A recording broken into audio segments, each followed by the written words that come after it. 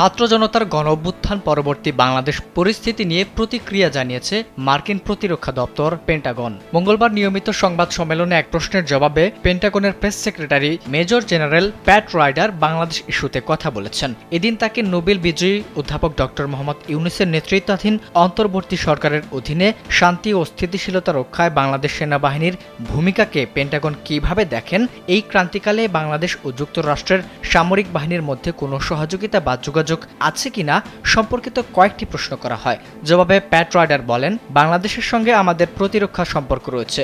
আমরা আমাদের পারস্পরিক মূল্যবোধ ও স্বার্থ রক্ষায় উন্মুক্ত ইন্দো প্যাসিফিক ইস্যু সামনে রেখে কাজ করতে চাই। জীবনকে উপভোগ করার সব আয়োজনকে একটি নিশ্চিন্ত কমিউনিটি লিভিং নিশ্চিত করছে রূপায়ণ সিটি উত্তরা। তিনি আরো বলেন, যেহেতু এটি বাংলাদেশ সরকারের সঙ্গে সম্পর্কিত, সেহেতু আমরা আশা করব বাংলাদেশে মানবাধিকার পালিত হবে এবং সব ধরনের সহিংসতা এড়ানো হবে।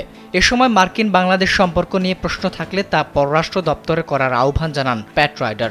এদিকে একই দিনে নিয়মিত প্রেস ব্রিফিংয়ে জাতিসংঘ মহাসচিবের মুখপাত্র স্টিফেন ডুজারিক বাংলাদেশের পরিস্থিতি নিয়ে কথা বলেছেন। প্রেস ব্রিফিংয়ে এক সাংবাদিক, আন্দোলনে শেখ হাসিনার নির্দেশে গুলি করা হলে 819 জন নিহত এবং 25,000 আহত হয়েছেন উল্লেখ করে দায়ীদের বিচারের ব্যাপারে জাতিসংঘের অবস্থান জানতে চাইলে জবাবে স্টিফেন ডুজারিক বলেন, জাতিসংঘ অবশ্যই বিচার দেখতে চায়। আমরা এই বিশেষ সংকটে শুরু থেকেই জবাবদিহিতার কথা বলে আসছি। সহিংসতা, প্রাণহানি ও মানবিক ও রাজনৈতিক অধিকার লঙ্ঘনের জন্য দায়বদ্ধতা থাকা দরকার।